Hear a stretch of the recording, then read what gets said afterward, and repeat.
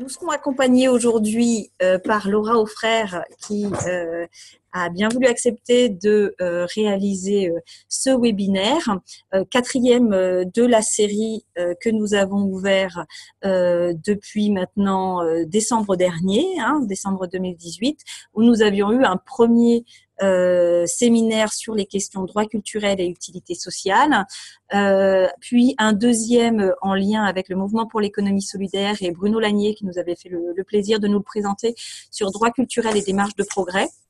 Le troisième s'était tenu en février sur le guide des bonnes pratiques de l'ESS, outil un peu pratique et illustrant de ce que l'on pouvait essayer de faire en termes de référentiel de démarche de progrès.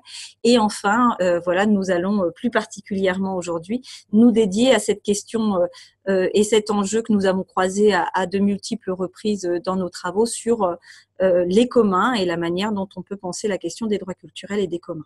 Écoutez, je vous propose que nous commencions. Alors, je vous ai déjà fait un petit rappel rapide du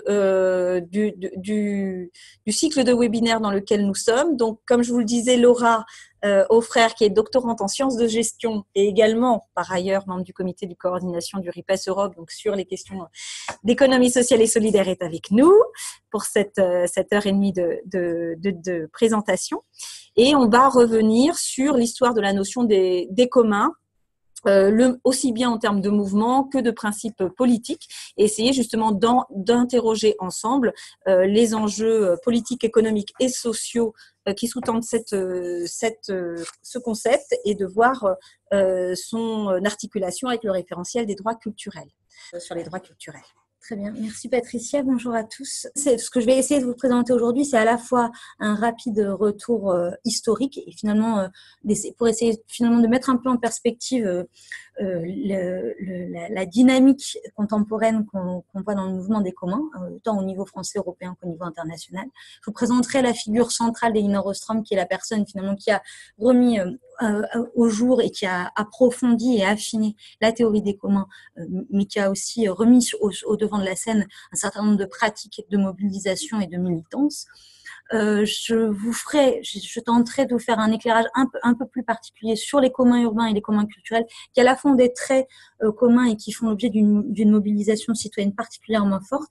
Et puis, à travers ces exemples-là, j'essaierai de tirer les fils des rapprochements possibles entre l'économie sociale et solidaire et les communs.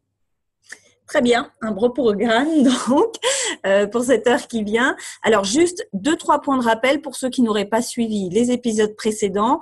Donc une présentation de l'UFIS que vous retrouverez sur le site internet, donc je n'y reviens pas, notre union qui rassemble une quinzaine d'organisations dans le champ artistique et culturel, en lien également avec le Mouvement pour l'économie solidaire et OPAL qui a la mission de CRDL à culture. Nous sommes plusieurs partenaires à travailler autour d'une démarche de progrès autour des droits culturels qui vise plusieurs objectifs: sensibiliser et mettre en action une dynamique d'acteurs, consolider justement un processus prospectif, donc justement en essayant de voir un peu des notions comme celle-ci, mais aussi pragmatique, c'est-à-dire en s'attachant aux pratiques et aux évolutions des pratiques tant professionnelles que citoyennes, et enfin cette capacité à essayer d'élaborer des préconisations collectives et des outils pour se former, s'accompagner dans la progression des pratiques. Donc un seul site internet, culturesolidarité.org, qui vous permet de retrouver toutes les ressources. Voilà les participants du collectif du travail. Vous voyez qu'ils sont nombreux et c'est un collectif ouvert qui a justement vocation à essayer d'avoir un espace transversal et le plus diversifié possible pour travailler cette question des droits culturels qui nous paraît être un enjeu fondamental pour demain. Et voilà, nous avons également réalisé un certain nombre de productions, donc je vous renvoie au site internet. Cet axe sur les référentiels d'évaluation est un axe qui a été voulu par le collectif de travail suite à la première année de chantier. C'est un des axes de proposition. Il a cette volonté de concourir à l'élaboration justement d'outils de formation et d'accompagnement pour une meilleure appropriation et une progression des pratiques par les acteurs et par leurs différents partenaires, notamment publics. Plusieurs webinaires ont déjà eu lieu, je vous l'ai dit. Nous en sommes donc au 4e sur le principe des communs et nous en aurons encore un en juin prochain sur plutôt un référentiel d'évaluation sur l'approche basée sur les droits de l'homme. Enfin, j'ai déjà la capacité, et c'est quand même un scoop, à vous inviter, à vous informer que le premier séminaire de travail où nous nous retrouverons pour le coup plutôt physiquement à travers des ateliers de travail, des discussions et des premières pistes d'élaboration, le 27 juin prochain à Paris pour un séminaire de travail sur une analyse partagée de ces référentiels et de ces outils d'accompagnement. Voilà, donc on vous donne vraiment rendez-vous, notez cette date. Ceci étant dit, voilà, je vais laisser la parole maintenant à Laura qui va nous faire cette présentation très riche, vous le verrez, autour des communs et de la manière dont aujourd'hui on peut vraiment le croiser et le réfléchir avec les droits culturels.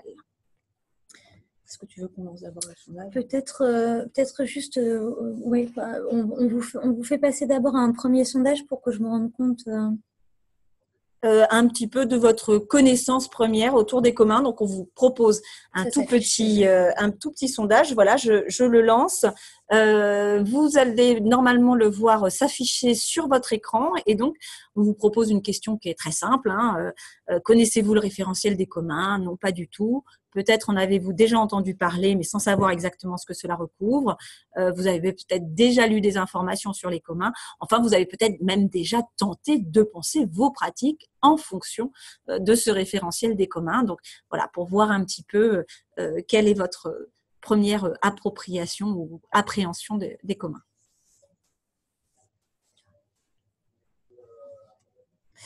Donc là, on voit que vous avez tous voté. Merci beaucoup. Donc, on va regarder ensemble les résultats et je vais laisser Laura. Ok. Merci pour vos réponses.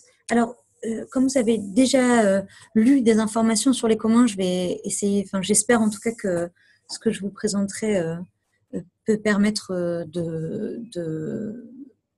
d'approfondir finalement vos lectures. On voit bien qu'il y a toujours une double préoccupation dans l'approche par les communs, qui est ce dedans et ce dehors. C'est-à-dire comment est-ce que la communauté se préoccupe au-delà d'elle-même de s'ancrer dans nos territoires, et puis comment est-ce que la communauté essaie de prendre soin d'elle-même, sans forcément que ces deux points de vue s'opposent, mais comme deux polarités d'une même dynamique collective qui comprend du point de vue de l'articulation des parcours individuels, encore une fois amateurs et professionnels, qui comprend donc cette articulation, cet enjeu de la circulation du dehors vers le dedans, c'est-à-dire la capacité à faire partie d'une communauté, s'en éloigner, revenir, avoir potentiellement différentes attentes et en retour un territoire qui va évoluer avec des communautés sur un territoire qui vont évoluer et qui du coup vont entretenir des liens diversifiés avec un commun donné. Alors, je vais poursuivre dans la présentation des travaux en essayant de… mais je pense que les travaux de Pascal Nicolas Lestrade vont nous permettre de regarder ça. Je vais commencer donc par peut-être un rapide rappel historique. Alors, excusez-moi, Ouais, on a un petit… Hop, voilà. Alors, le mouvement des communs est revenu sur le devant de la scène avec les travaux, merci Patricia, avec les travaux d'Elinor Ostrom, travaux qui ont été couronnés par le dit prix Nobel de sciences économiques en 2009, Elinor Ostrom ayant été la première femme à obtenir ce prix Nobel avec un livre qui s'appelle Governing the Commons, donc la gouvernance des communs, les termes ayant leur sens puisqu'il s'agissait à la fois de repenser la théorie économique principale dominante qui est la théorie capitaliste et libérale ou néolibérale à l'œuvre depuis ces années-là, à travers une conception socio-économique qui est liée à la capacité des communautés à gérer collectivement des ressources. D'où l'importance de ce titre qui souligne que l'intérêt de la théorie des communs, c'est de discuter de gouvernance. Alors, Elinor Ostrom s'engage finalement dans la voie des communs en s'opposant de manière assez forte aux théories d'Hardin, qui avait publié en 1968 un article sur qui postulait la tragédie des communs, présupposant l'inefficacité et l'incapacité des communautés à gérer une ressource collective, d'une part parce que il est postulé que chaque individu a sa rationalité propre et que les individus sont donc en concurrence les uns avec les autres et vont, s'ils sont libres, soit sous-exploiter la ressource, c'est-à-dire ne pas s'en préoccuper, ne pas s'en saisir et ne pas l'entretenir, soit la surexploiter, c'est-à-dire n'avoir dans leur conception du monde que leur intérêt propre et donc avoir plutôt une logique de capitalisation, d'accumulation qui va finir par faire dépérir la ressource. Alors, ce que pointait Hardin pour répondre à cette tragédie des communs, c'est qu'il s'est saisi finalement de la question de la propriété privée, la propriété privée étant conçue comme exclusive, et essentielle aux objets, on va le voir.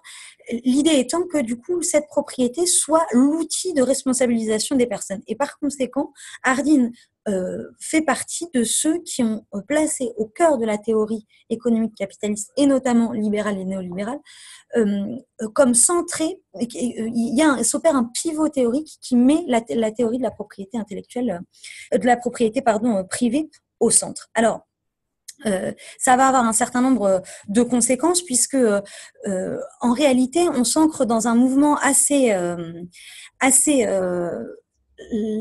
vaste. Excusez-moi, il y a plein de choses qui se passent en même temps et du coup je suis un peu perturbée. Merci. Merci Patricia. Tu peux passer. Ouais. Alors, c'est pas la bonne. Voilà. Merci. Alors, en fait, si les théories d'Hardin aboutissent et sont audibles dans les années 70, c'est bien parce que finalement, depuis le 18e, 19e siècle, on se rend compte qu'il y a progressivement un glissement du sens de la propriété.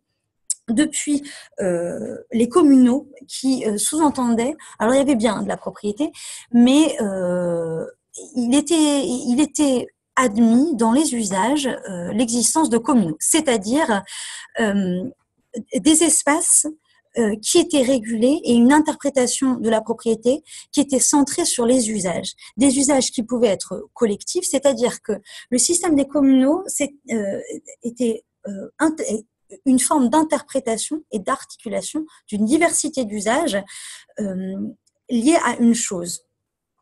Vous savez qu'en droit, une chose devient bien lorsqu'elle devient une propriété. Eh bien, finalement, à ce moment-là, on a vraiment cette espèce de basculement qui se fait. C'est-à-dire que la conception moderne de la propriété, elle est absolue. Et c'est ça qui permet son exclusivité. J'insiste sur ce point parce que c'est ça qui fait son caractère. Ça se produit à travers un caractère essentialisant. La chose n'est plus conçue à travers les usages qu'on en a, mais comme si l'essence de cette chose était fixée à travers la propriété. Vous voyez bien le renversement intellectuel que ça produit. Et finalement, là où les communaux, qui donc avaient cette approche par les usages, permettaient une hybridation des usages et surtout leur juxtaposition, c'est-à-dire que tout le monde n'avait pas les mêmes usages et donc pas toujours les mêmes droits, eh bien, l'essentialisation de la propriété implique que les droits centraux, et finalement ce qui va finir par réduire la définition, c'est l'exclusivité. C'est-à-dire que c'est le moment où la propriété devient excluante de tous les autres usages. Elle devient donc obnubilée finalement par la capacité des propriétaires à pouvoir exclure les usages des autres individus qui sont en contact avec cette ressource. Alors on voit bien comment finalement dans la théorie économique, je suis désolée, j'ai un problème définitivement de navigation au milieu de ce PowerPoint. Très bien, merci. On voit bien comment finalement cette conception va venir nourrir la théorie économique et en fait progressivement, alors on n'a pas le temps ici de voir toute l'histoire, mais finalement de ces mouvements d'enclosure, hein, c'est-à-dire de ces premiers mouvements capitalistes qui vont repenser les ressources et les environnements, parce que évidemment, la notion même de ressources n'a plus le même sens dès lors que la propriété exclusive s'y applique. Eh bien, le mouvement progressif qui fait passer la propriété privée au centre de la théorie se traduit par une association progressive de la littérature économique libérale à une littérature juridique qui va donner un fondement assez radical à la notion de propriété. La propriété exclusive étant au centre, elle permet de penser une efficacité économique centrée sur l'individu. Alors, on va voir évidemment que l'homo economicus est cet individu qui va réfléchir et pouvoir agir à travers cette propriété radicale et exclusive. Mais on voit aussi que cette conception est rattachée à une théorie malthusienne qui était en fait masquée dans la théorie d'Hardin, puisque Hardin nous présentait des moutons qui finalement épuisaient la ressource et puis dont il fallait limiter le nombre, ces moutons étant en réalité le peuple, dont il s'agissait de pouvoir limiter les usages et donc la prolifération. Je vous laisse tirer les conclusions philosophiques de ce type d'approche. Donc, on a tout un tas de théories qui finalement se mettent en œuvre et s'y articulent, en particulier évidemment la théorie des jeux et le dilemme du prisonnier, qui sont autant d'héritages d'une certaine philosophie, en particulier des stratégies militaires qui sont à l'œuvre pendant la guerre froide. Je m'étends pas là-dessus, c'est simplement pour vous montrer comment, depuis un mouvement intellectuel du 18 et 19e siècle qui modifie la notion de propriété et qui est porteur d'un mouvement politique, ce mouvement se durcit progressivement et finalement la propriété se résume désormais au droit d'aliénation et au droit d'exclure, mais surtout est porteur d'un mouvement politique extrêmement délétère et qui est extrêmement guerrier, qui a en fond philosophique une conception extrêmement guerrière. Or, la théorie des communs, à ce titre, permet de penser et de déconstruire ces apports théoriques et historiques, puisque la typologie des biens permet de considérer à la fois les biens exclusifs et les biens rivaux, mais aussi les biens non exclusifs et les biens rivaux. Et finalement, c'est ce que fait Ostrom, c'est-à-dire que ce qu'elle regarde, elle, c'est les biens, en réalité, ce qu'elle considéra comme des ressources qui ne sont pas exclusives et qui ne sont pas nécessairement rivales. Ce qui est intéressant de voir à cet endroit-là, c'est que finalement, du coup, les biens communs sont des biens qui empruntent des caractéristiques potentiellement à des biens collectifs et des biens de club, dans le sens où il est difficile et coûteux d'exclure des individus en contact avec cette ressource, et puis ils sont surtout encastrés dans des modes de gestion et d'administration qui sont centrés sur la distribution des droits, c'est-à-dire qu'ils reconnaissent une diversité d'usages et qui donc n'ont pas cet aveuglement centré sur l'individu. C'est particulièrement important parce que en réalité, la tragédie des communs ne pensait les ressources partagées que comme des ressources qui finalement n'auraient fait l'objet d'aucune gouvernance. Or, la théorie des communs, Governing the Commons, c'est vraiment l'idée de regarder comment les communautés se dotent de règles et d'usages qui vont permettre de penser la soutenabilité à la fois de la communauté et de la ressource qui est organisée par cette même communauté. Donc, les communs ont à voir avec les biens collectifs et les biens clubs, mais c'est cette catégorie très particulière qui reconnaissant la diversité d'usages, permet de mettre à jour les règles de gouvernance. Alors, Elinor Ostrom, elle en identifie un certain nombre.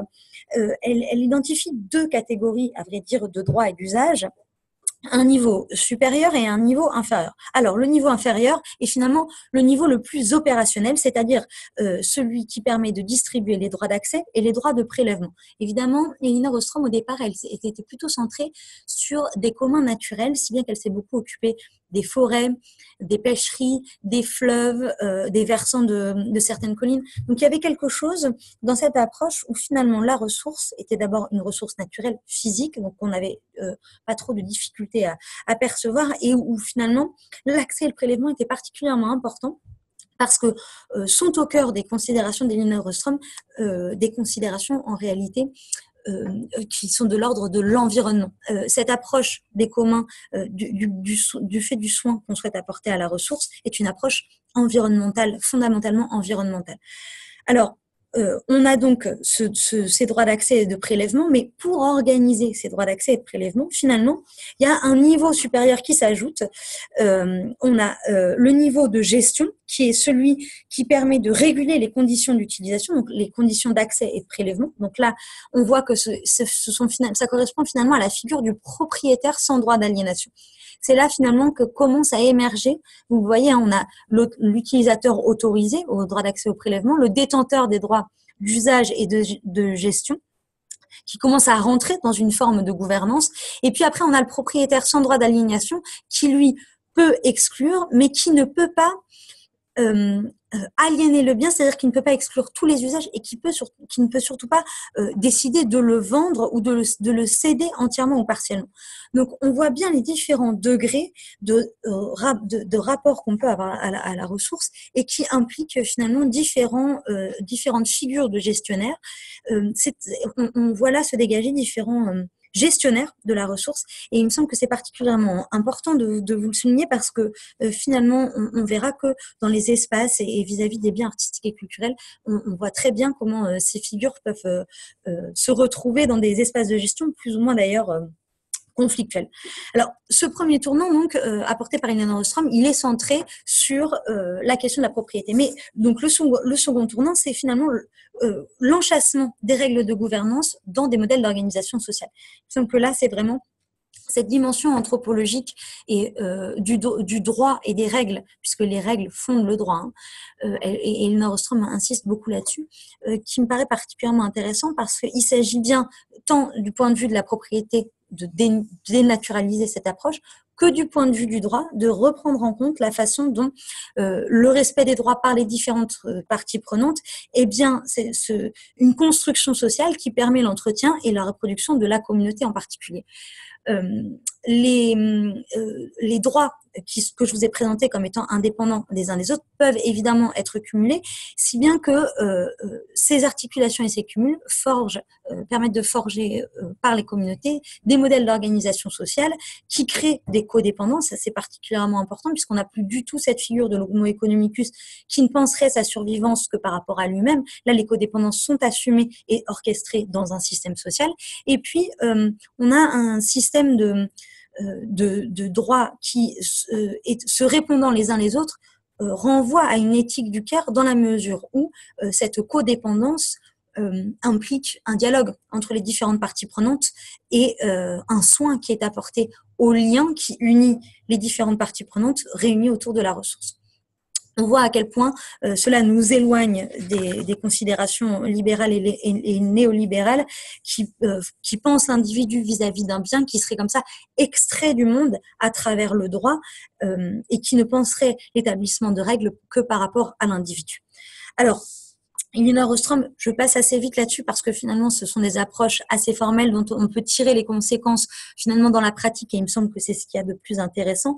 Mais Elinor Ostrom identifie 8 principes de conception, de design des communs qui participent et qui sont au cœur de leur robustesse. Alors, des limites clairement définies qui permettent d'envisager de manière assez stable la ressource considérée, une concordance entre les règles d'appropriation et de fourniture et les conditions locales, c'est une façon élaborée de dire qu'effectivement, la façon dont la communauté va considérer la ressource est liée à son ancrage territorial. Chose particulièrement importante puisque, évidemment, on n'est plus dans un universalisme du droit ou des règles qui viendraient se plaquer sur n'importe quelle ressource, ce qui nous permet de considérer, encore une fois, le soin qui est apporté par la communauté à elle-même pour essayer de prendre en compte une dimension culturelle dans la relation qui est faite à la ressource.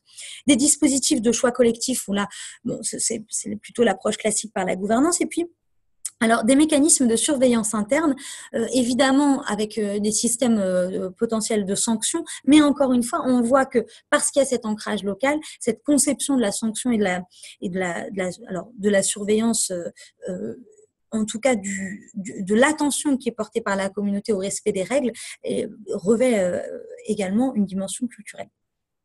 Les sanctions doivent bien évidemment être graduelles, l'idée étant simplement que les sanctions ne soient pas non plus prétexte à l'exclusion.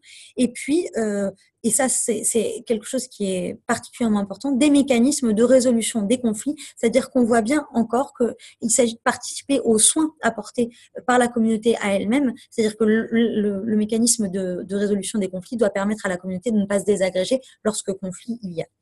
Une légitimité reconnue par l'État, en tout cas, par le système institutionnel reconnu comme légitime à l'endroit où s'instaure la communauté, c'est également important puisque une des considérations centrales que vont faire les communautés vis-à-vis des approches, des différentes approches institutionnelles, c'est la question de la co-construction des politiques publiques. Alors là, on est dans les 8 principes de conception, donc je m'étends pas pour l'instant, mais il faut avoir en regard cette notion que la communauté prend soin d'elle-même, mais peut aussi participer à des mécanismes de gouvernance qui la dépassent et qui relèvent de politiques de régulation ou de redistribution qui concernent un territoire plus large et d'autres communautés qu'elle-même. Enfin, donc, un système étendu qui doit se composer d'une imbrication de structures chargées de gérer les ressources communes. Alors, l'idée, là encore une fois, c'est peut-être pas très clair, l'idée c'est celle des communs de communs, c'est-à-dire des imbrications de communs entre eux, des imbrications de communautés entre elles qui vont considérer leur fonctionnement et construire des espaces de coopération et de collaboration entre elles. Voilà un peu rapidement pour une théorie qui est riche, donc je vous en présente simplement les grands principes, notamment parce que cette approche par les communs au départ centrée sur les communs naturels va progressivement glisser avec leur développement mis en œuvre par Elinor Ostrom et Charlotte Hess cette fois-ci, donc plutôt le début des années 2000. Cette théorie est regardée cette fois-ci du point de vue des communs informationnels. Alors, je vous en apporterai là rapidement quelques particularités. Il me semble qu'effectivement, dans le secteur artistique et culturel, on s'est beaucoup penché sur cette question, considérant un peu par défaut finalement que les arts et la culture avaient une dimension immatérielle qui permettait de travailler ces questions-là. On verra, il me semble qu'après qu'il s'agit de ne pas opposer une dimension matérielle que seraient les communs physiques avec une dimension immatérielle, mais peut-être de regarder plus précisément les considérations spécifiques qu'ont développées Elinor Ostrom et Charlotte Hess vis-à-vis des communs informationnels. Alors, effectivement, cette deuxième phase de recherche est là pour...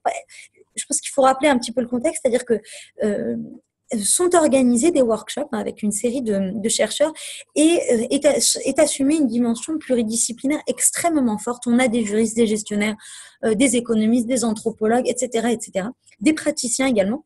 Et l'idée est d'essayer de regarder par autant d'angles d'approche possible ce que Elinor Ostrom, Charlotte Hess et leurs compères, le domaine public intellectuel. Pourquoi ? Parce que finalement, l'information recouvre des complexités un peu particulières.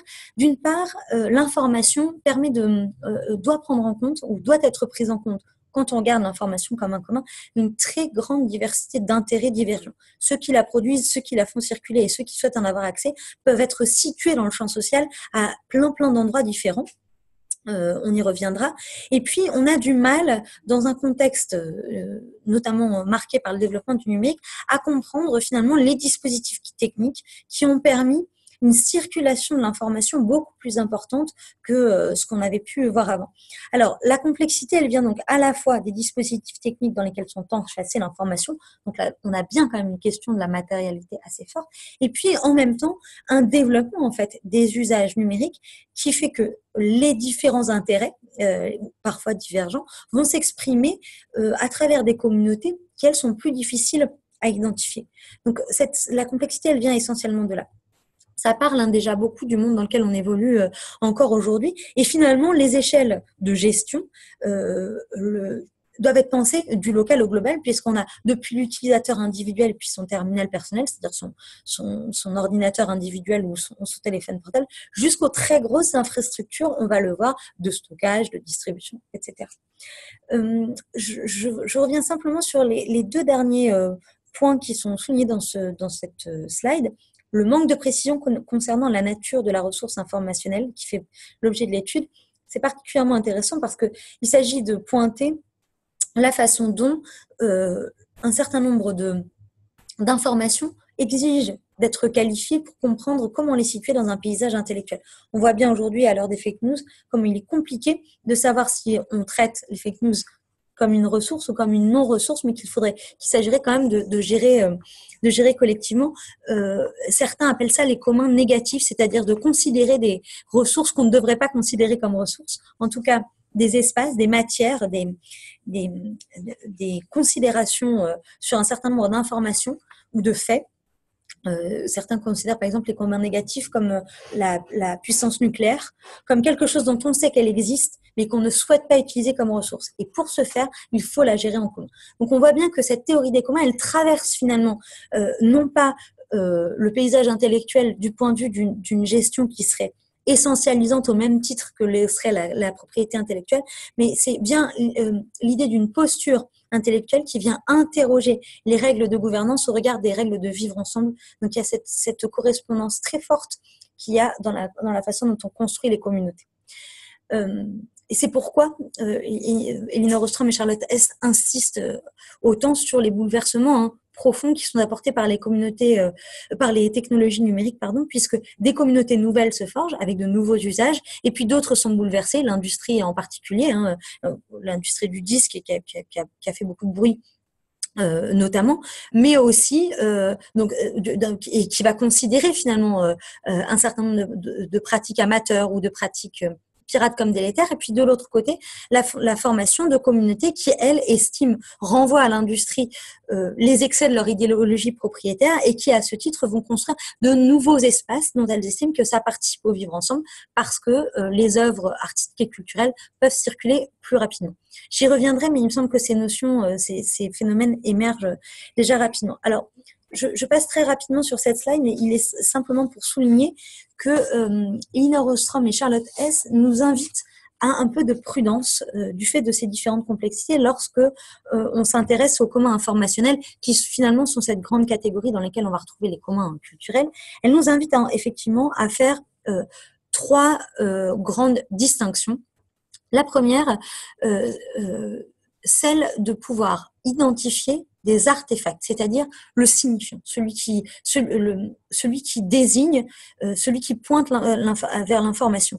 Si c'est particulièrement important, c'est qu'il faut se rappeler que la propriété intellectuelle, qui va être le dernier tournant, finalement, et au cœur du dernier tournant économique, là où je vous disais que finalement le capitalisme du 18 et du 19e siècle se centre sur la question de la propriété exclusive et essentialisée. Le dernier tournant du XXe siècle, c'est vraiment la propriété intellectuelle qui vient au cœur du système industriel pour recomposer les filières et étendre les capacités de maîtrise et d'enclosure finalement par les industries prédatrices au-delà des outils qu'elles maîtrisent elles-mêmes. C'est-à-dire que la propriété intellectuelle permet une maîtrise dans le temps et dans l'espace bien plus importante qu'un simple espace de stockage. On le voit bien, 70 ans après la mort de l'auteur, dans tous les pays du monde. Voilà, on a des outillages juridiques et intellectuels qui vont finalement abattre un certain nombre d'exigences physiques qui nous maintenaient dans un monde plus contraignant lorsque les échanges avaient une matérialité plus difficile à gérer. Donc, un artefact, c'est une information, un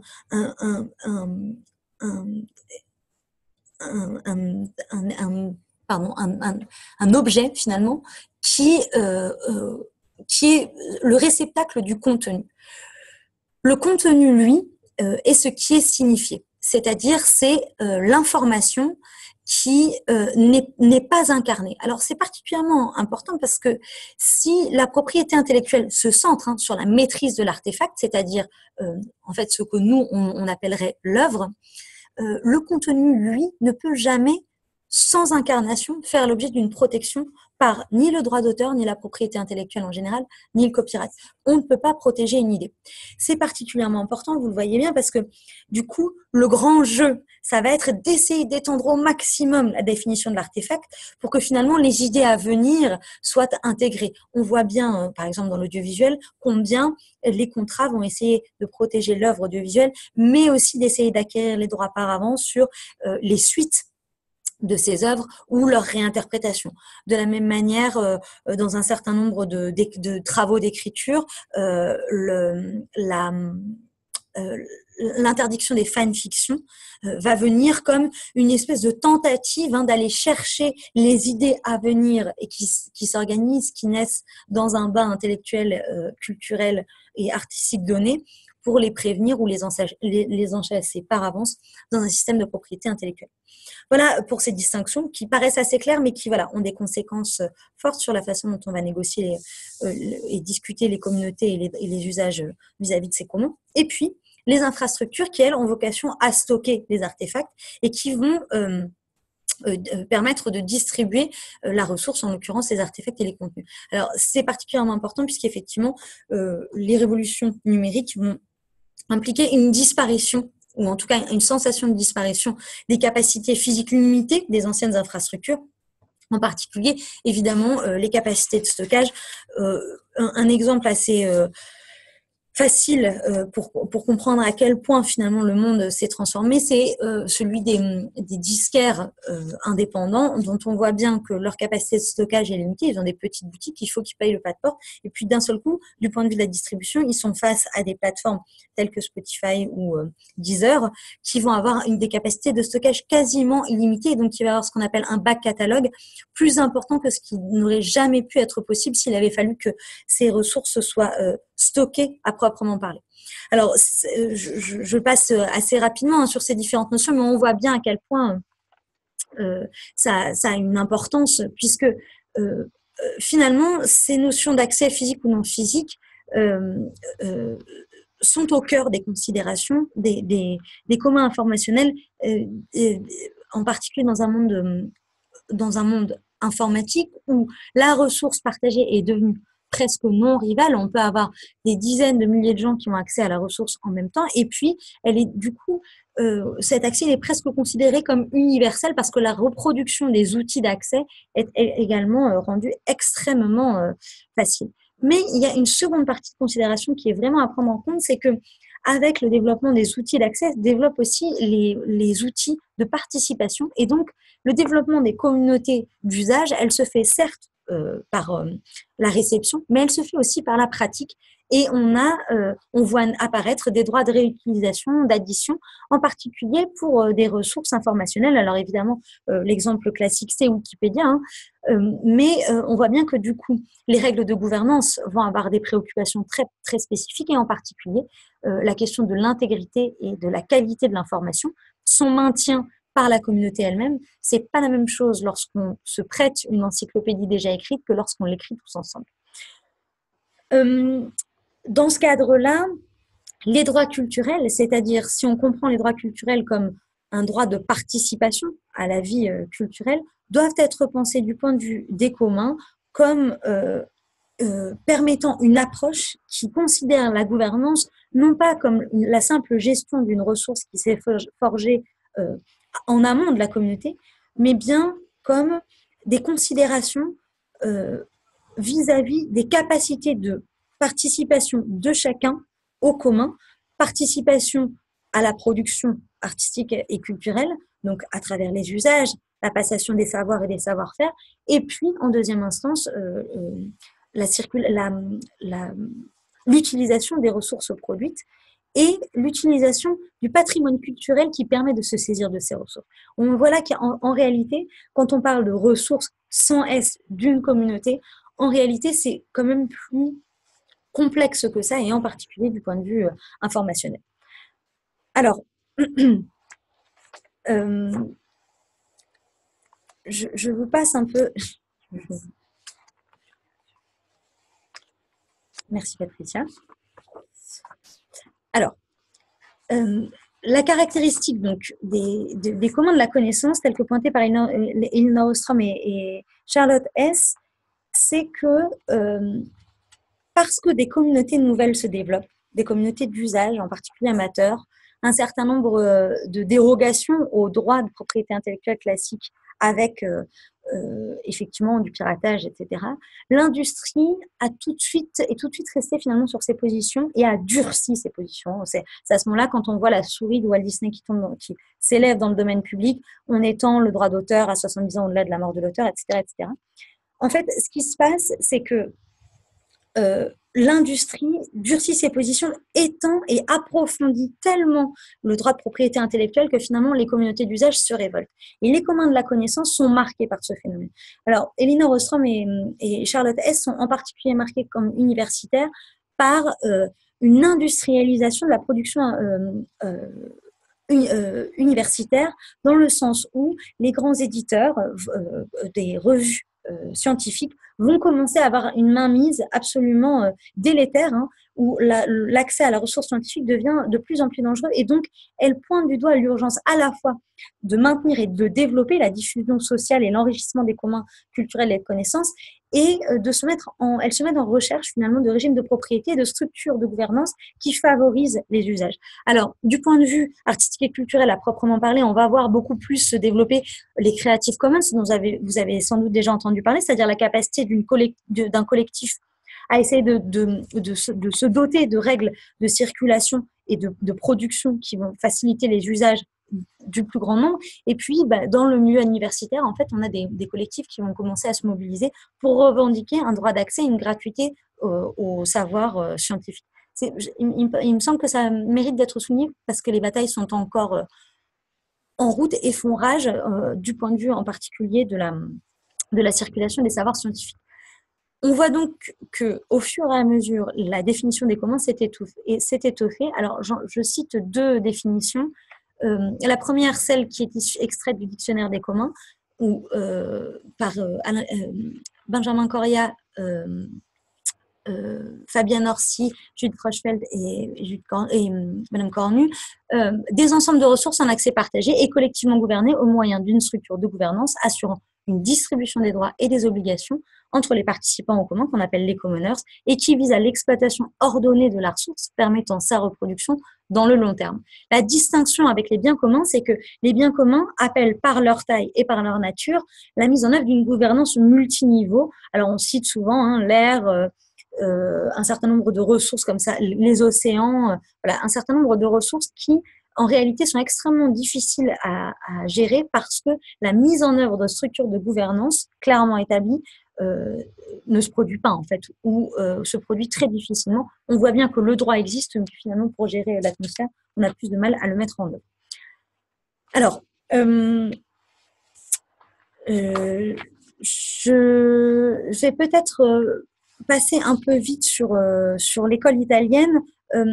L'idée simplement, c'est de souligner à quel point le mouvement des communs a fait l'objet récemment d'un certain nombre de commentaires et de développements. L'école italienne en particulier s'est dotée, a été commentée et a été développée par des juristes en particulier. Ces juristes s'étant intéressés à la façon dont on pouvait relire la théorie des communs d'Elinor Ostrom à l'aune des droits fondamentaux. Finalement, ce qui est considéré comme un commun, c'est toute ressource qui permet de mettre en œuvre les droits fondamentaux. C'est particulièrement important parce qu'ils ont été, de ce point de vue-là, la commission Rodotà, qui s'est mobilisée en Italie pour le redéveloppement des droits à l'eau contre la privatisation de l'eau, a été cherché, enfin dans un moment où la population se mobilisait contre la privatisation de l'eau, a été chercher ces réflexions et les a développées dans le cadre d'une commission qui a fait des recommandations. Ces recommandations n'ont pas été accueillies au niveau national, mais ont pu être accueillies au niveau régional et en particulier donner lieu à un certain nombre de mobilisation d'un droit qui serait plutôt tourné vers les droits des communaux, tels qu'on l'entendrait de manière plutôt classique chez nous, rétablissant en fait le lien collectif entre le bien considéré et un ensemble de droits fondamentaux reconnus aux personnes. L'idée étant là que, alors je cite Rodotà, en rapprochant la logique du pouvoir limité et celle de la responsabilité collective, il devient impossible de conclure que les droits des générations futures se traduisent concrètement en devoirs des générations présentes. Cette dimension effectivement intergénérationnelle, elle est due au rôle central qui est donné à la solidarité dans les beni comuni, c'est-à-dire l'interprétation italienne qui est faite par ce groupe de juristes et qui va aller chercher des logiques de dépassement du droit public et privé, à la fois pour rendre les ressources inappropriables et pour les mettre au regard du soin qui doit être donné aux personnes et aux communautés en tant que telles. Alors, par ces approches, se développe aussi une approche des communs qui n'est plus centrée sur la ressource et la communauté, mais plutôt sur le verbe. Peter Limbaud parle de, et celui qui a introduit la notion de commoning, on dit dans ce cas-là, il vaudrait mieux penser le commun non pas comme un nom, mais comme un verbe. L'idée étant de dire qu'au fond, le commun ne peut pas être un déjà là, auquel il s'agirait d'adjoindre une communauté qui viendrait s'organiser. Le commun ne peut être conçu que par une communauté qui a des liens qui lui permettent de penser collectivement cette ressource comme étant potentiellement sa ressource et dont elle a la responsabilité vis-à-vis d'elle, vis-à-vis des individus qui la constituent et vis-à-vis des générations suivantes. Alors, c'est particulièrement important, évidemment, puisque il s'agit là d'observer le processus social et organisationnel qui est au cœur des communs et qui va s'organiser, donc, comme je vous le disais, en résistance à des processus de marchandisation qui ont été effectivement traités par Polanyi, qui nous dit que finalement, le système capitaliste contemporain s'assoit sur la formation de 3 marchandises fictives, la terre, le travail et la monnaie, qui jamais n'auraient dû être considérées comme des marchandises, mais ce faisant, le monde finalement se désagrège des liens dont il était formé. Et là, l'idée du commun, c'est de retrouver ces liens et de reconsidérer les ressources à travers ces liens et à travers la capacité de faire ensemble. On voit bien tout l'écho que ça porte à l'économie vis-à-vis des théories et des pratiques de l'économie solidaire, d'une part parce que c'est considérer la pluralité des pratiques, et puis c'est mettre au cœur de la communauté la capacité de délibération pour savoir quel sens ont ces liens et quel sens on donne à la relation qu'on a avec la ressource. Alors, je passerai rapidement sur les quelques exemples, c'était simplement pour illustrer et vous en parler. Évidemment, du point de vue des communs physiques, on a des exemples assez classiques tels que les pâturages, où des communautés de villageois vont organiser l'accès au pâturage, les droits limités de prélèvement de la ressource, c'est ce que je vous disais, droit d'accès, droit de prélèvement, qui sont les droits minimaux. Et puis après, on a tout le processus de gestion par la gouvernance avec des gens qui vont être élus, qui vont donner des règles de gouvernance avec des amendes, un processus de résolution des conflits, etc., etc. Vous avez la même logique dans les prud'hommeries de pêche. Je vous invite à voir le très beau documentaire d'Elisabeth Tempier qui s'appelle « Un monde relationnel » et qui est en ligne, en accès libre, particulièrement touchant à la fois sur l'attention qu'ont les pêcheurs à entretenir la ressource que sont les poissons, non pas comme une ressource qui serait pensée hors du monde, mais bien comme leur environnement. En réalité, il faudrait moins parler de ressources que de milieu, et donc ce respect pour le milieu dont ils considèrent qu'ils participent, et puis en essayant de faire vivre dignement les pêcheurs, ce qui la dignité finalement étant à cet endroit-là partagée entre l'écosystème naturel qui les entoure et puis les individus dont ils ont la charge en tant que groupe professionnel. Les apatistes du Chiapas qui vendent du café autogéré et qui ont créé des liens internationaux où chacun paye à la mesure de ses capacités un café qui va être distribué dans le monde entier pour soutenir des communautés gérées de manière autonome. Le syndicat de gestion de la propriété partagée pour l'habitat en Allemagne, exemple particulièrement fort, dont les règles de gouvernance et de propriété partagée empêchent que les habitats puissent retomber dans le marché, quand bien même vous voudriez revendre votre part, et qui ne vous permettent pas de faire de plus-value, et qui ont un fonds commun qui permettent à ceux qui ont finalement la situation plus précaire d'avoir un habitat digne puisqu'on paye les travaux de réfection, etc. Et puis, effectivement, un exemple plus connu que sont les Creative Commons. Je pense que je ne vais pas vous présenter en détail cette notion puisqu'il y a énormément de ressources en ligne et puis vous en avez sans doute déjà entendu parler. Alors, voilà un peu pour les exemples de manière générale. Je reviens simplement sur la théorie, ou en tout cas pour approfondir un petit peu. Je fais juste une pause. Peut-être, Patricia, tu avais déjà des questions à adresser à la communauté. Je fais une petite pause pour regarder s'il y avait des remarques, mais je pense que tout le monde est passionné par ce que tu dis, donc nous essayons de suivre tous ensemble. Nous verrons peut-être tout à l'heure à vous poser une petite question justement sur la manière dont vous pensez potentiellement cet usage des référentiels. Mais peut-être je te laisse un petit peu regarder les exemples et puis on peut poser la question par la suite. C'est comme vous voulez. Ouais, très bien. On va te laisser un peu les exemples, okay. Puis après on pose la question. Alors, je reviens simplement du coup sur la fonction sociale, la revendication de la fonction sociale du droit de propriété, les enjeux de redistribution sociale pour les communs culturels. Marella a beaucoup, à mon sens, très très bien décrit ces enjeux. Il s'agit de considérer en réalité les ressources, alors matérielles et immatérielles. Je me saisis de ce vocabulaire sans en être particulièrement convaincue, mais en tout cas, c'est comme ça qu'on les nomme. Il s'agit donc de considérer les ressources matérielles, l'eau, l'environnement, et plus ou moins immatérielles, le patrimoine culturel et artistique d'un pays, comme étant considérés, quoi qu'il arrive, par les communautés à travers une approche culturelle qui les relie à leur environnement. Et finalement, on pense les communs en référence à une communauté sociale, et c'est par rapport à cette communauté sociale que des ressources et un environnement est conçu comme bien commun. Marella nous dit, cela renvoie à la déconstruction de l'opposition entre nature et culture, et c'est particulièrement important puisque du coup, c'est bien déjà une approche par les droits culturels que nous proposent les communs. C'est-à-dire que la seule façon dont une communauté peut saisir d'une ressource, c'est parce que culturellement, elle la considère comme telle. Moi, l'exemple que je donne de manière générale, qui est finalement sur le plan pédagogique, je pense, nécessaire, on mangerait ni patates, ni raisins, ni rien, si on n'était pas sûr de ne pas s'étouffer. Ou de ne pas s'empoisonner. Or, c'est un héritage culturel très fort et tout à fait considérable que de pouvoir considérer un champ, un ruisseau, un océan ou un objet comme une ressource fût-elle culturelle. On voit bien à quel point c'est un héritage qui a mis du temps à se forger. Alors, les ressources immatérielles, la connaissance et ses applications, les créations artistiques, le savoir traditionnel, les cultures populaires et l'information génétique sont aujourd'hui donc touchés, ce que je vous disais, par un second mouvement d'enclosure.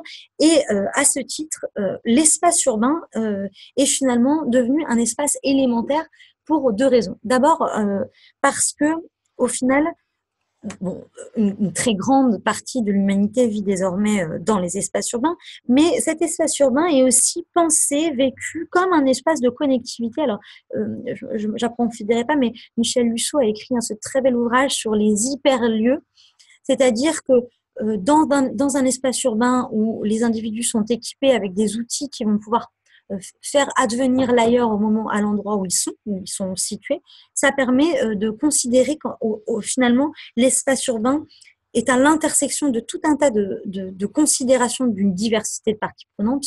Je n'ai pas besoin d'illustrer, mais aussi de considérations qui sont déterritorialisées. Et donc, la ville contemporaine invite à penser les communs de manière beaucoup plus complexe que ce qu'on aurait pu penser à la sortie de la Seconde Guerre mondiale, par exemple. On a bien affaire à un milieu et à un milieu complexe pour faire émerger du commun, c'est-à-dire comment est-ce qu'on va traiter une ressource, y compris un commun négatif. On voit bien que la question de la pollution mériterait sans doute qu'elle se soit traitée comme un commun négatif. Marella nous dit « L'ensemble des institutions et services publics fournissant l'accès aux droits fondamentaux tels que l'éducation, la santé, l'université, l'école, etc. Peuvent être considérés comme des communs. » Et on voit bien à quel point, à ce titre-là, l'environnement urbain est important parce qu'il s'agit aussi de penser les liens entre ces différents communs qui vont s'enchasser dans un environnement urbain. Alors j'insiste sur ce point parce que on voit bien d'une part que en dépassant la dimension matérielle et immatérielle et puis en se concentrant finalement sur l'espace urbain, et on va le voir dans les exemples qui viennent, la question des communs urbains est absolument centrale et finalement les communs culturels ont beaucoup été pensés vis-à-vis des pratiques à travers les communs urbains.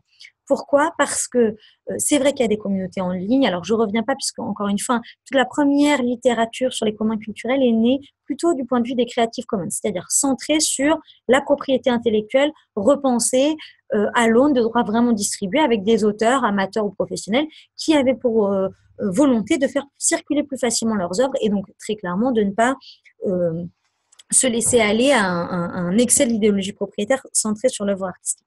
Mais en réalité, l'approche par les droits culturels nous amène à repenser aussi toute la diversité des pratiques interdites du point de vue de l'industrie qui est pensée, et cette fois-ci à l'endroit beaucoup des structures indépendantes, des lieux intermédiaires et indépendants. Alors, j'utilise cette terminologie. Il va de soi que dans le monde entier, tout le monde ne s'y est pas mis. Il ne s'agit pas que tous les lieux se reconnaissent derrière cette terminologie de lieux intermédiaires indépendants, mais à proprement parler, ces lieux dans lesquels les citoyens amateurs ou professionnels vont se réunir pour développer la diversité artistique et culturelle, la discuter et discuter de sa place dans la cité. Alors, un exemple particulièrement connu, c'est celui de l'ex-asilo Filangieri, que je me permets d'en parler, non pas comme connaisseur, mais simplement parce que j'ai eu l'opportunité de les rencontrer. Ce qui est extrêmement intéressant à l'endroit de l'asilo, c'est que sont pensés pendant les assemblées générales à la fois les usages professionnels, les usages amateurs, comment est-ce qu'ils doivent cohabiter dans ce lieu, et en même temps, comment ce lieu artistique et culturel doit pouvoir accueillir des pratiques au-delà de la pratique artistique et culturelle.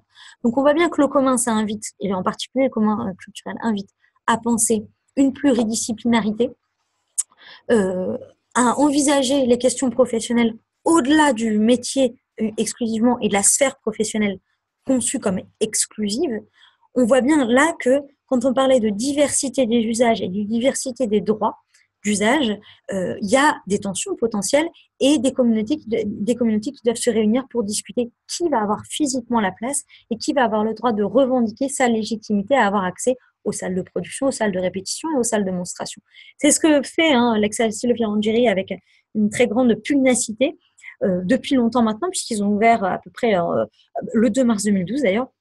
Alors, ce qui est particulièrement intéressant, c'est que dans les militants de l'ex-asilo, il y avait des juristes, et les juristes ont donc été récupérés, ce que je vous pointais tout à l'heure, l'usage urbain civique et collectif, qui est finalement une vieille notion en droit italien, qui a été récupérée, et c'est particulièrement intéressant parce qu'on voit bien que est réconcilié au sein de cet espace, de ce commun culturel, à la fois la question de l'usage citoyen de l'espace urbain et en même temps des questions spécifiques qui sont liées aux arts et à la culture. Alors vous avez d'autres exemples, un certain nombre de cinémas et de théâtres à Rome qui ont fait l'objet d'une très forte mobilisation sociale. Ce qui était intéressant, c'est que dans les commentaires italiens, finalement, la question leur a été posée, en quoi est-ce que la culture, c'est un commun ? Est-ce que c'est la culture, le commun ? Alors, la réponse est un peu double. Bien sûr que la culture peut être considérée, comme je vous le disais tout à l'heure, comme un bien commun. On n'a pas une structure mondiale qui serait vraiment en capacité, bien qu'on ait l'UNESCO, on voit bien que l'UNESCO ne gère pas l'intégralité du patrimoine culturel, mais on a bien cette notion que la culture, à travers les biens qui sont produits dans son champ, peut être considérée comme un bien commun, mais plus encore, les communs culturels sont en réalité des communautés de pratique qui vont revendiquer le fait de construire leur identité à travers des pratiques culturelles qui ne peuvent pas être exclusives puisqu'elles sont pensées comme des droits fondamentaux. Alors, ces usages-là vont finalement, alors je pense que ça fera écho, en tout cas je l'espère, aux prochaines formations que vous aurez. Alors, ces usages-là, italiens, finalement, moi je trouve font assez écho aux lieux de coopération d'expérimentation artistique et culturelle. Je me suis permis de les illustrer. Alors, j'ai le défaut de mener moi mes travaux en Île-de-France, donc je sais qu'on cite toujours un peu les mêmes, mais je dois reconnaître que c'est avec que je travaille essentiellement, le Wunderliber, la main-d'œuvre, le 6B, il y en a beaucoup d'autres et je m'excuse de ne pas tous les citer, mais vous aurez compris le principe. L'idée, c'est que ce soit des lieux non institutionnels, pas qu'il s'agisse de s'opposer à l'institution, mais bien parce qu'il y a une idée au cœur des communs, et des communs culturels en particulier, d'autogestion, c'est-à-dire de gestion par les parties prenantes des lieux qu'ils vont eux-mêmes forger, c'est-à-dire qu'ils vont eux-mêmes considérer comme ressources. Multiculturel, ça paraît évident, mais c'est toujours bien de le redire, la diversité des pratiques, mais aussi l'accueil d'une diversité de cultures paraît indispensable à la richesse de ces lieux-là. L'articulation de parcours individuels et collectifs des artistes, amateurs et professionnels à l'intérieur de ces lieux est particulièrement importante puisque donc, on a le respect des droits fondamentaux centrés sur les individus, mais aussi le respect des droits fondamentaux pris sous l'angle collectif, c'est-à-dire comment est-ce qu'on fait tenir ensemble une diversité de pratiques y compris en assumant une dimension parfois conflictuelle. On a des bagarres pour l'accès aux salles, mais on peut avoir aussi des bagarres de pratique dont certaines vont pouvoir penser, vont devoir en tout cas être confrontées aux nuisances potentielles d'une pratique envers l'autre. Non pas que la nuisance soit volontaire, mais qu'elle peut être présente, le bruit, le besoin d'espace, etc., etc. Et dont on voit bien comment ces conflits-là peuvent très vite abîmer une communauté. L'enjeu de vivre ensemble étant en général assez central finalement dans ces différents ajustements. Ces lieux, ils sont également porteurs d'enjeux d'accompagnement et qui sont liés alors à l'émergence. Je prends ces termes avec beaucoup de délicatesse. Il s'agit simplement de dire que ces lieux et ces communs culturels, à mon sens, sont intéressants parce que les parcours encore fragiles des jeunes artistes vont pouvoir trouver un espace à la fois bienveillant du point de vue de leur pratique et en même temps dans lesquels ils vont pouvoir rentrer en dialogue. Et c'est particulièrement important pour des collectifs d'artistes qui ont vocation à se professionnaliser. Et puis enfin, on voit le développement de ces lieux à travers l'occupation temporaire dans des zones de rénovation urbaine. Donc l'enjeu de la place et du droit à la ville est posé de manière assez directe. L'idée, c'est bien... Alors, dans ce que je vous ai présenté tout à l'heure du point de vue d'Elinor Ostrom, elle pointait la nécessité d'avoir finalement un dedans et un dehors assez figé, hein, c'est-à-dire dans les design principles, il y avait l'idée que on a une ressource et une communauté très identifiée.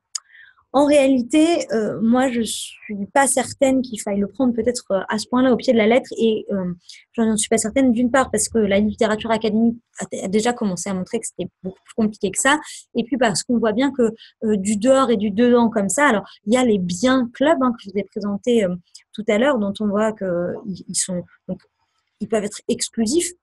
Alors, la présentation classique, c'est un abonnement à une chaîne privée, etc.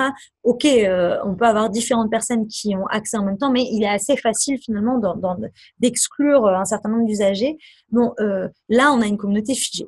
Mais le reste du temps, sinon, le commun n'est pas forcément perçu comme ça. Et puis alors, quand on rajoute à ça les approches diverses, alors j'ai pas d'ailleurs cité, et je m'en excuse, les travaux de Pierre Dardot et Christian Laval, c'est une erreur de ma part et je vous prie de m'en excuser, mais qui vont absolument dans le sens de l'école italienne. C'est vraiment un oubli majeur. Ils ont écrit Comment la révolution du XXIe siècle et je vous invite à le lire, c'est particulièrement intéressant. En plus des autres travaux, vous savez qu'il y a donc un peu différentes écoles, celle de Benjamin Coria qui a une approche plus centrée, en tout cas originellement sur la ressource, et puis Pierre Dardot, Christian Laval qui ont été chercher toutes les influences italiennes. Ce que je veux dire par là, c'est que du coup, cette question finalement de comment on envisage la communauté est au cœur des considérations. Alors, je me suis appuyée ici sur les travaux de Pascal Nicolas Lestrade pour essayer peut-être d'approfondir. Pascal Nicolas Lestrade, il nous dit finalement le travail du commun, c'est une politique d'expérimentation puisque un commun se réengage, il s'expérimente, il s'éprouve, il ne subsiste que s'il s'incarne avec pugnacité et opiniâtreté dans de nouveaux dispositifs. La construction d'un commun appelle cette réinvention, cette révolution permanente. Je trouve que cette approche elle est intéressante d'abord parce qu'elle postule d'emblée la dynamique de la communauté et elle ne conçoit pas la gouvernance comme des règles qui seraient figées. Ce que je vous ai dit tout à l'heure, le droit, il est issu des règles. C'est important parce que c'est l'idée de partir des pratiques qui font émerger des règles, c'est-à-dire un consensus qui va commencer à être identifié et exprimé clairement par une communauté pour elle-même et qui vont finalement s'institutionnaliser à travers le droit. Le droit, il est toujours en dialogue avec l'idée de justice. Et donc là, on retrouve bien la conception italienne quand même. La justice, des théories de la justice, il y en a plein. Évidemment, là, on voit que quand on articule la notion de la justice avec les droits fondamentaux, on commence à se diriger vers un objectif de justice sociale. Et donc, par conséquent, quand on commence à penser les communs, et en particulier les communs culturels, à travers une approche par les droits culturels, c'est-à-dire un droit à la participation à la vie culturelle, on commence à se dire que les règles de la communauté doivent pouvoir prendre en compte les capacités et les aspirations des différents individus et des différentes parties prenantes, les parties prenantes ne recouvrant pas les individus, à la communauté pour assurer le respect de ses droits. Et donc, finalement, c'est un processus permanent de réajustement. Et donc, c'est ce que Pascal Nicolas Lestrade appelle cette expérimentation continue, c'est-à-dire des explorations de modalités de gestion. C'est important parce que ça nous permet de nous raccrocher finalement sur le plan théorique, universitaire, mais aussi sur le plan des pratiques, à ces considérations qui, très modernes, très contemporaines, l'attention qu'on a désormais à la posture de l'enquêteur de la part des praticiens, c'est-à-dire de ne pas considérer que la recherche n'est que le fait des universitaires. En réalité, les praticiens sont toujours en train d'être dans des démarches de recherche, d'enquête sur leur propre communauté, sur leur propre pratique, et c'est ça qui fait la richesse des apports, y compris théoriques, de la part des praticiens aussi. Donc en fait, du point de vue des communs, on a plutôt une logique de co-construction des savoirs entre praticiens et universitaires, simplement parce qu'on ne parle pas du même endroit, qu'on n'arrive pas avec les mêmes outils, mais il y a bien un objectif central de co-construction. Et donc, l'exploration des modalités de gestion, c'est à la fois permis par l'autonomie normative des collectifs, ce que je vous pointais tout à l'heure, les communautés se dotent de leurs propres règles de gouvernance, mais aussi la capacité de concevoir, de formuler de nouvelles hypothèses de fonctionnement lorsque soit certaines s'effondrent, soit certaines paraissent désajustées, mais en tout cas, il y a cette capacité réflexive qui est centrale. Et donc, ce travail d'enquête va aussi participer au caractère non appropriable, en fait, de la ressource, des idées de la communauté, de l'espace collectif en tant que tel, puisque la réflexivité va toujours remettre au cœur la délibération à travers ce travail d'enquête. Donc cette articulation entre travail d'enquête et délibération, à mon sens, fait le cœur du commun. Si bien que du point de vue de la gouvernance, l'idée n'est pas de dire qu'il ne doit pas y avoir de gouvernance avec une espèce de... Il faut le prendre sans naïveté, bien sûr qu'il y a toujours des ambiguïtés et des difficultés rencontrées par la communauté, mais le caractère et la qualité réflexive des communautés, c'est-à-dire le fait de se réinterroger sur ses propres pratiques, permet de penser la gouvernance en dynamique et de garder au centre un idéal de collégialité et d'autonomie du collectif. Alors, Pascal Nicolas Lestrade nous dit « Le commun auquel le collectif aspire prend forme au fur et à mesure de ses épreuves engagées, c'est-à-dire des épreuves du faire de gestion. » La politique d'expérimentation, de cette politique d'expérimentation est donc également toujours située, puisqu'on a une dimension culturelle, on est sur un territoire, il s'agit d'une communauté bien particulière. Et Nina Rostrom est très attentive à ça. Nina Rostrom et Charlotte Hess, elles nous disent bien, il ne s'agirait pas, comme les design principles nous le montrent, il ne s'agirait pas d'avoir des règles de gouvernance, d'avoir une recette parfaite, et puis après, la copier-coller. Elles ne sont pas du tout à la recherche de bonnes pratiques. Elles sont à la recherche de l'inverse. Elles sont à la recherche d'équiper les communautés pour que la seule bonne pratique qu'il y ait finalement, c'est celle de la réflexivité pour ajuster la gouvernance en permanence. Et alors, cet ancrage permet de prendre en compte la multidimensionnalité, c'est-à-dire si on a des expérimentations qui flottent au-dessus d'un territoire ou qui flottent au-dessus de leur milieu, les considérations qui vont être prises en compte dans la gouvernance, dans l'entretien de la ressource, auront tendance à être tournées vers la communauté exclusivement pour elle-même. Et donc, on va avoir quelque chose d'un peu plus déterritorialisé qui quand même est problématique vis-à-vis de cet objectif finalement de justice sociale. Mais en ancrant le commun dans un territoire donné, il y a un objectif de prendre en compte finalement à la fois la dimension culturelle, mais aussi une dimension culturelle qui dépasse la communauté elle-même. C'est-à-dire que la communauté, elle peut se retrouver confrontée à d'autres approches culturelles sur un même territoire. Alors, on le voit bien, et c'est ce que je vous disais tout à l'heure, même à l'intérieur d'un lieu, par exemple, à partir du moment où il est pluridisciplinaire, on va effectivement avoir une diversité de pratiques qu'il va falloir faire dialoguer, et c'est pas toujours évident, y compris du point de vue, d'ailleurs, de la façon dont on considère un parcours professionnel. Si vous faites dialoguer ensemble des professionnels du spectacle vivant et des professionnels de l'art contemporain, par exemple, entre des figures très collectives et des figures très individuelles, la gestion d'un espace professionnel ne va pas être perçue de la même manière. Or, il ne s'agit pas de donner privilège ou de donner raison plus à l'un qu'à l'autre, mais simplement d'essayer d'ajuster. Donc, la réflexivité doit s'articuler avec une distance critique, finalement, vis-à-vis de ses propres pratiques pour accepter de les discuter. Simplement peut-être, voilà. Alors, un dernier point là-dessus, cette multidimensionnalité, cette diversité des pratiques, cette réflexivité et cet objectif de justice sociale, l'autonomie étant permis par l'autonomie des collectifs, c'est l'idée de se prémunir d'un universalisme qui invisibiliserait la diversité des pratiques et la diversité donc des communs d'une certaine manière. Ça implique donc un changement épistémologique dans le sens où l'injustice étant aussi épistémologique, il y a un certain nombre de chercheurs qui ont largement ouvert cette voie. La justice sociale portée, l'objectif politique des communs et la justice sociale qui est revendiquée comme étant située au cœur des communs, prend en compte cette dimension culturelle et donc prend en compte aussi un objectif de justice épistémologique, c'est-à-dire la capacité de chacun à participer à la démarche d'enquête et à la démarche de recherche pour trouver un bon vivre ensemble. Alors, c'est ce que Valérie Fournier, je passerai rapidement, nous dit. Elle nous dit finalement, le commoning, il a 3 aspects.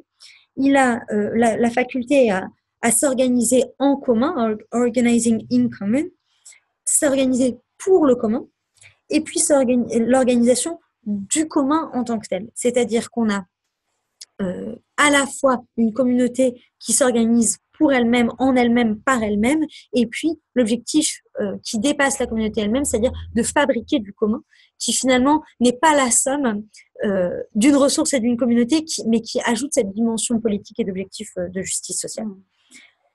Alors, très rapidement, et pour finir, on voit bien que cette approche des communs par les droits culturels est finalement une lecture polannienne qui ne considère pas le travail qui serait le commoning finalement et le fait de faire commun, qui ne considère pas la ressource comme une marchandise et qui ne considère pas les considérations, les termes de l'échange entre les individus à l'intérieur d'une communauté et puis entre la communauté et son milieu comme une marchandise, puisqu'on est vraiment dans des logiques de coopération, nous permet de poser 3 questions et finalement ouvre un cadre interprétatif au-delà des objectifs marchands qui sont revendiqués par l'économie dominante. Les communs culturels permettent d'interroger la gestion en commun pour favoriser l'accès et l'utilisation des infrastructures, c'est-à-dire de penser la communauté non pas comme une communauté qui recevrait les œuvres, mais qui participe à leur production, au fait de les penser et de les repenser à travers leurs usages. Ça nous permet aussi de penser l'accès et la réutilisation des contenus, c'est-à-dire effectivement, vous pouvez avoir des artefacts, mais on a aujourd'hui les moyens de prendre des photos, de faire des mash-ups, de faire des citations, de faire du remix, etc. Et on voit à quel point ça a pu être riche et fécond, ces suites finalement données par les communautés qui animent et qui ont une approche culturelle qui ne serait pas une approche patrimoniale figée. Et puis, la gestion en commun pour une libre expression, un libre accès et une préservation des œuvres. Alors là, on a effectivement quelque chose de particulièrement important, c'est-à-dire que l'enjeu des droits fondamentaux du point de vue des pratiques artistiques et culturelles, et si les droits culturels disposent la libre participation de tous à la vie artistique et culturelle, on voit bien qu'un des premiers enjeux, c'est la liberté d'expression, amateur ou professionnel. D'un seul coup, la question de la justice sociale se pose en plein, en réalité. Et en fait, le fait de faire communauté doit permettre de créer des liens de solidarité qui favorisent cette expression. Si bien qu'en réalité, si on parle de liberté d'expression du point de vue du droit, dans les mouvements militants, on parle plutôt de juste expression. C'est-à-dire que la liberté d'expression est en fait construite collectivement et doit se traduire par une juste expression, n'écrasant le droit de personne et n'étant contrainte par aucune assignation culturelle. Je termine sur ce point avec peut-être une perspective. Il me semble que simplement que le fait de poser la question, comme vous le pointiez, à la fois du point de vue des projets qui peuvent se déployer sur les territoires et du point de vue de la gouvernance des structures elles-mêmes, invite à penser le lien entre économie solidaire et commun culturel de manière beaucoup plus approfondie.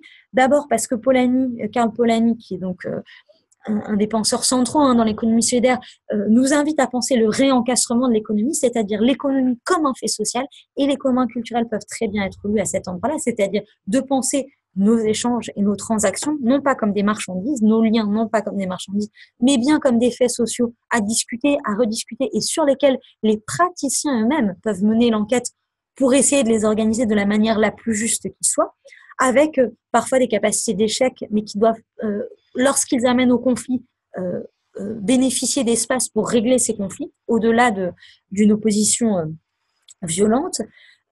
Penser donc cet encastrement de l'économie dans les faits sociaux, et puis un enchâssement, un encastrement politique, c'est-à-dire ne pas penser la sphère politique et la sphère publique hors du commun, mais bien penser le commun comme un des espaces publics au sens oppositionnel, c'est-à-dire un des espaces dans lesquels on assume le débat, le désaccord, et donc ne pas considérer les conflits comme un échec du commun, mais bien justement comme le succès d'avoir réussi à ouvrir un espace dans lequel le désaccord peut être discuté et travaillé par toutes les parties prenantes pour obtenir un consensus qui ne soit pas un consensus invisibilisant, mais qui soit porteur de pratiques nouvelles.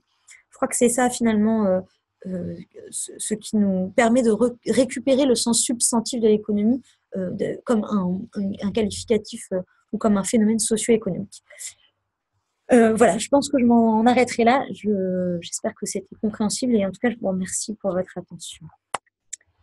C'est nous qui te remercions, Laura, pour ce déroulé très prenant. Je crois que nos participants auront apprécié parce que c'était très clair sur les notions et c'est vrai que aussi de nous avoir un peu identifié les différentes sensibilités en plus du rappel un peu historique et du mouvement. Je pense que ça a rapporté un certain nombre d'éclairages. Après, je pense qu'on essaiera aussi sur le site internet, comme on l'a fait sur les autres webinaires, de vous renvoyer quelques ressources, notamment celles que tu as citées, de manière à pouvoir approfondir tout cela. Et donc, peut-être 2 questions prospectives pour baliser un peu les suites de possibles discussions. Comment cette notion peut être comment cette notion peut être utilisée pour défendre les services publics et pour défendre les associations, notamment dans leur capacité à co-construire l'action publique, et une invitation qui est déjà faite à Laura de rejoindre l'université du collectif des associations citoyennes qui se déroulera le 4 juillet prochain à Marseille au regard de l'intérêt. Et peut-être, je donne tout de suite la seconde question et puis je te laisse y répondre. Comment situer ou prendre en compte les ressources produites par la puissance publique et les biens publics, notamment les lieux, dans les communs. On peut penser peut-être à des lieux de création, notamment des bibliothèques, etc. Peut-être je réponds aux 2 premières questions. En Italie, la raison pour laquelle ils sont particulièrement en avance, l'idée du point de vue des communs, en particulier cette approche juridique et culturelle, c'est que l'Italie est en avance parce qu'ils ont fait preuve, c'est encore le cas aujourd'hui, d'une très grande inventivité juridique. Ils ont vraiment des différentes écoles de juristes qui se sont penchées, à tel point qu'il y a différentes écoles de juristes des communs maintenant en Italie. Et si je le souligne, c'est parce qu'en fait, les Italiens, par leur histoire malheureuse d'ailleurs de ce point de vue, étaient excédés. Et donc, c'était vraiment une révolte sociale. Et en même temps, on fait le constat d'un échec des politiques publiques à défendre les ressources communes. C'est-à-dire, en particulier, l'État qui faisait cession de sa propre, des biens collectifs et publics. C'est-à-dire qu'il a échoué dans sa capacité à protéger finalement les ressources, mais aussi la perspective culturelle de qu'est-ce que c'est qu'un bien public. C'est-à-dire que si un bien public peut si facilement tomber dans la sphère privée lucrative, finalement, ce qu'on perd avec ce bien public, c'est l'idée même d'un service public et de qu'est-ce que c'est que l'action publique de manière générale. Donc, il me semble que ce qu'il est intéressant de débattre, excusez-moi, du point de vue de... je veux bien, merci. Ce que ça permet comme approche, à mon avis, les communs, c'est de repenser l'espace public et l'action publique comme un espace de diversité et de ne plus penser le bien public et le bien public au sens du bien commun, une notion plutôt morale et éthique, et les biens publics au sens plutôt des ressources données. Merci, Patricia. Pardon. À travers une approche qui est très universalisante, finalement. C'est-à-dire sans prendre en compte la diversité des pratiques qui sont faites du service public et des biens publics. En remettant autour de la table en particulier les usagers dans leur diversité. Alors, il ne s'agit pas forcément d'avoir une approche cette fois-ci communautaire, mais en tout cas de reconnaître la diversité des usages. Il me semble que la notion de service public pourrait être réarticulée, notamment en prenant en compte les dimensions conflictuelles qu'elle fait naître. On voit bien comment la politique publique artistique et culturelle peut soulever un certain nombre de questions. Tiens, pourquoi on finance tant l'opéra? Tiens, pourquoi est-ce qu'on finance moins ceci, plus cela? L'idée n'est pas de dire qu'il y ait des pratiques qui soient plus légitimes que d'autres, mais qu'en fait, il y a une diversité de parties prenantes qui puissent discuter. Voilà. Et peut-être sur les lieux publics ou les ressources produites par la puissance publique. De la même manière. Alors après, non, ce sur quoi j'ai peut-être vraiment pas répondu, c'est les associations. Effectivement, il me semble que la forme associative, il y a quand même beaucoup de gens qui travaillent sur cette question-là, des gens comme Jean-Louis Laville, des gens comme effectivement Pierre Dardot, Christian Laval. Le séminaire Repenser l'émancipation nous permet de discuter de ça aussi. Au CEPN, on a un séminaire qui s'appelle En commun, qui discute aussi ces choses-là. L'association est une forme juridique déjà qui se pense au-delà de la propriété. Donc, il me semble que c'est une forme quand même particulièrement intéressante. Ça ne veut pas dire qu'il n'y a pas de régime d'accumulation, ça ne veut pas dire que l'association en tant que telle ne peut pas avoir des ressources qui lui donnent une certaine robustesse, mais c'est une forme juridique qui peut permettre d'accueillir une diversité de parties prenantes. Alors après, au-delà de l'association comme forme juridique, il y a l'associationnisme, où là, on a affaire à un héritage politique et sociopolitique particulièrement riche qui a pensé et mis en pratique finalement des mobilisations sociales autour des enjeux de dignité et de bien vivre et d'animation d'un certain nombre d'aspirations et de besoins. Donc en ce sens-là, il me semble que l'héritage et les travaux menés par Geoffrey Players, Jean-Louis Laville, Michel Rieux-Sarcey sur les questions de l'utopie et le lien entre utopie, économie solidaire, commun et mouvements sociaux est particulièrement porteur d'éclairage.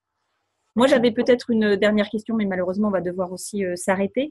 Mais ça pourra être pour la suite. Mais une question autour de la question des communautés, puisque notamment dans le référentiel des droits culturels, c'est une terminologie qui est beaucoup utilisée. Et c'est vrai que si on la pense au niveau des communs, comme tu l'as un peu énoncé, c'est-à-dire cette mise en dynamique des personnes autour d'une vision d'une ressource, autour d'une construction de ressources, c'est particulièrement intéressant au sens des droits culturels en mouvement, ou d'une culture en mouvement, d'une culture qui en effet ne prend pas le terme de communauté comme repli communautaire, mais plutôt qui s'articule avec d'autres. Voilà, je ne sais pas si tu veux nous en dire un mot. En fait, c'est ta question et la dernière question, c'est-à-dire comment situer, prendre en compte les ressources produites par la puissance publique et les biens publics. C'est un peu les deux faces d'une même médaille, c'est-à-dire le fait qu'une communauté puisse pas être radicalement excluante vis-à-vis d'un objectif de justice sociale et le fait que des ressources produites publiquement puissent normalement ne pas exclure les citoyens, c'est en fait le présupposé. Alors, c'est un postulat, hein, en fonction de comment est-ce qu'on considère la théorie des communs, on peut aussi considérer qu'il y a un certain nombre de communs qui ne s'inscrivent pas dans un objectif de justice sociale. Mais les communs, finalement, c'est un principe de gestion qui serait le pendant gestionnaire des considérations juridiques et politiques que seraient les droits fondamentaux. Donc, de ce point de vue-là, les communs ne peuvent pas tout à eux tout seuls, en fait. C'est que la théorie des communs, elle vient s'articuler à un contexte historique plus large qui a donné lieu aux droits fondamentaux, mais qui ont été beaucoup pensés à travers un universalisme qui posait question, à travers un droit public et une conception de la sphère publique qui finalement s'est durcie. Et donc, du coup, les communs, ça permet peut-être, parce que on revendique la capacité d'enquête des différentes parties prenantes, de remettre au cœur la diversité des pratiques et la légitimité de la diversité des pratiques. En tout cas, le fait qu'elle puisse être mise en débat de manière très pratico-pratique, hein, ça veut dire pouvoir avoir des assemblées qui ne soient pas des assemblées qui délibèrent sur des horizons ou exclusivement des horizons inatteignables, mais qui délibèrent concrètement sur l'organisation des choses. Je vous donne peut-être juste un dernier exemple. il me semble que c'est tout à fait illustrant. On a écrit avec mes deux co-directeurs de thèse, Corinne Vercher-Châtal, Philippe Hainaut et un, un doctorant, Olivier Gauthier, qui fait sa thèse sur un supermarché collaboratif et coopératif, un article sur la façon dont une communauté peut débattre de règles à l'intérieur d'un supermarché, sur à la fois comment est-ce qu'ils vont distribuer la nourriture, mais aussi comment est-ce qu'ils vont prendre en compte les besoins des producteurs, donc un peu à la logique d'une ANAP, mais avec quand même cette dimension marchande assumée. Et donc, c'était bien l'idée de dire, en fait, en discutant ça, ils ont discuté la question du prix. Donc, on retrouve bien, finalement, quelque chose qui n'était pas de l'ordre de la politique publique, mais qui va aller chercher la diversité des pratiques, y compris celle des producteurs, mais pas exclusivement, pour essayer d'arriver à un équilibre de justice sociale qui ne règle pas tous les problèmes. Les différentes familles vont avoir quand même des soutiens publics en dehors du supermarché coopératif et collaboratif, y compris des réductions d'impôts, je ne sais pas, des choses qui vont leur permettre d'aller consommer à cet endroit-là, mais pour la première fois, elles pourront décider du prix, de la façon, de la relation qu'elles ont avec les producteurs au-delà du prix.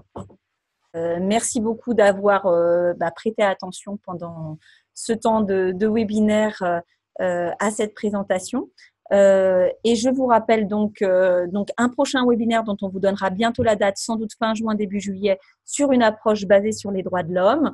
Et puis, notez déjà votre date, le 27 juin, un séminaire de travail à Paris qui vous sera proposé pour justement articuler les différents référentiels qu'on aura vus au webinaire. Et vous aurez, j'espère, si elle est présente, l'occasion peut-être de poser plus de questions à Laura et d'affiner tout cela. Voilà, merci beaucoup. Merci pour vos commentaires positifs.